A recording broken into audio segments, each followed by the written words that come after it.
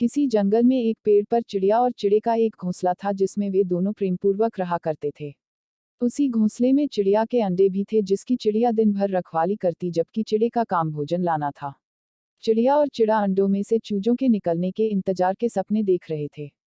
वहीं दूसरी ओर उसी जंगल में एक दुष्ट हाथी भी रहता था जो हमेशा तोड़फोड़ मचाते रहता। एक दिन यह हाथी चिड़िया और चिड़ा के पेड़ के पास आकर तोड़फोड़ करने लगा। ऐसा करने से पेड़ तो न टूटा मगर चिड़िया का घोंसला पेड़ के जोर से हिलने के कारण नीचे गिर गया। इसका नतीजा यह हुआ कि चिड़िया के सभी अंडे टूट गए और हाथी यह सब देखकर हंसता हुआ चला गया। चिड़िया टूटे हुए अंडों के पास जाकर रोने लगी और चिड़िया वह पल याद करने लगी जब वह इनकी देखभाल कर रही थी और इन अंडे में से चूजे निकलने का स्वप्न देख रही थी। कुछ समय पश्चात चिड़ा भी वहां आ गया और यह दृश्य देखकर वह भी बहुत दुखी हुआ। उसने चिड़िया से पूछा यह सब कैसे हुआ।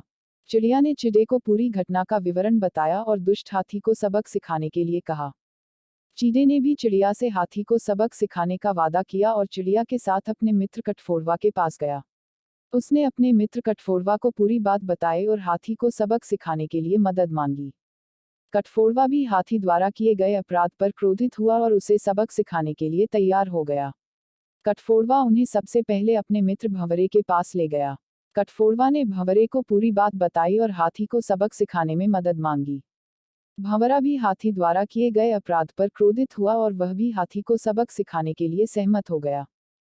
फिर कठफोड़वा चिड़िया और चिड़े को अपने दूसरे मित्र मेढक के पास ले गया और मेढक को भी उसने पूरी बात बताई और हाथी को सबक सिखाने के लिए सहमत कर लिया।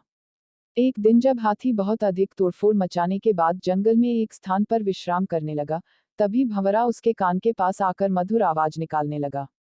भंवरे की मधुर आवाज सुनकर हाथी को नींद आने लगी और वह सो गया।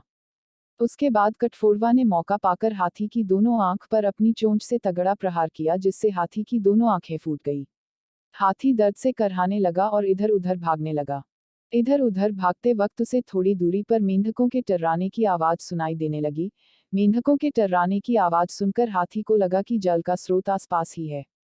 वह मेंढक के टर्राने की आवाज सुनकर मेंढकों के समीप आने लगा।